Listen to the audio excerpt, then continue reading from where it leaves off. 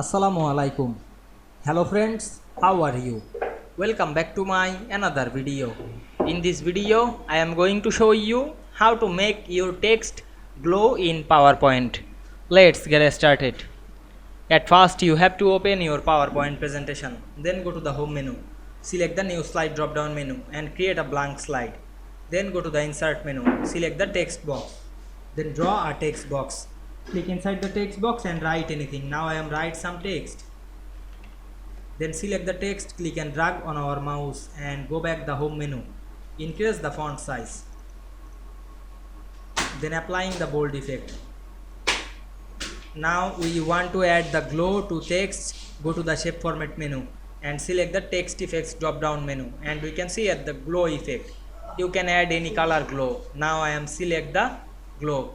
Go back again the text effect option and enable the glow and go to glow option, and we can see here the glow option. You can control the glow easily. You can increase the size or change the color to glow easily. Increase or decrease the transparency.